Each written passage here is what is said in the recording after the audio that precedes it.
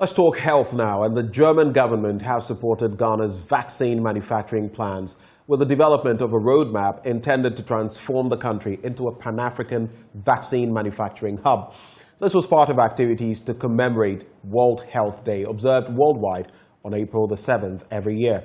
It was celebrated globally on the theme, Our Planet, Our Health. We can truly be healthy if our planet is healthy. Tasha Michelle has the rest of the story.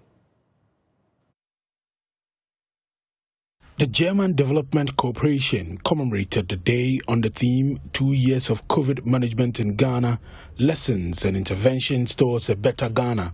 According to the team leader on health development at GIZ Ghana, Dr. Hoglatil, GIC, on behalf of the German Federal Ministry for Economic Cooperation and Development, has taken the lead role to support vaccine manufacturing in Ghana through development roadmap intended to transform the country into a Pan-African vaccine manufacturing hub. GIZ, German Development Corporation, on behalf of the German government, is supporting Ghana in its development in general. Since, let's say, around 1.5 years, we secured some funding through the German government to partner directly with the National Vaccine Committee headed by Professor Frimpong Boateng. And we are accompanying the committee in its journey to support the domestic vaccine production. And the domestic vaccine production is not only to set up a company who is either fill and finish or producing vaccines, but there are so many other processes like strengthening of the Food and Drug Authority, like strengthening human resource. I'm sure you heard already there is a roadmap. There's a 2 and a 5 and a 10-year scenario. In the first 2 years, it is planned to fill and finish corona vaccines. And then the 10-year plan is not only to do fill and finish, is also to produce the bulk vaccines, not only for corona, but also for all the other diseases, and hopefully maybe even a malaria vaccine. Let's see.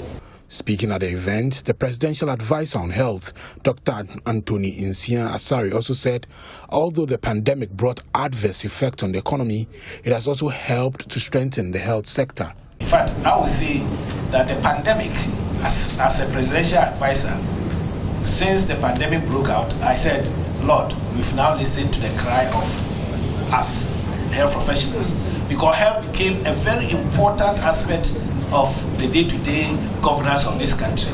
There was not a single day that His Excellency the President didn't discuss health, and we brought everybody together. We also made sure that across the government system, that this disease is not only about health, it was about economics, it was about socials, it was about education, it was about our social life. So every minister within the sector was involved in this fight, and that's how we work together.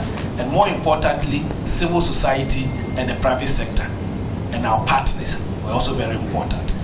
In addition, Dr. Angela Ama Akon outlined some challenges encountered during the outbreak of the pandemic. Imagine us being hit with a virus we had not encountered before.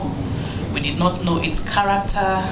We had no idea how it transmits from person to person. And so scientists were quickly convened and sent to Wuhan to pick as much information as they could. And first thing we found, or we discovered, was that, okay, so if you shake hands and perhaps you've passed your hand over your nose or coughed in your hand or something, it's likely if you have the disease, you can pass it on to your neighbor. So first thing, wash your hands, recommendation, and then use hand sanitizers. Immediately that announcement came in, all of us remember, all of a sudden sanitizers skyrocketed in prices.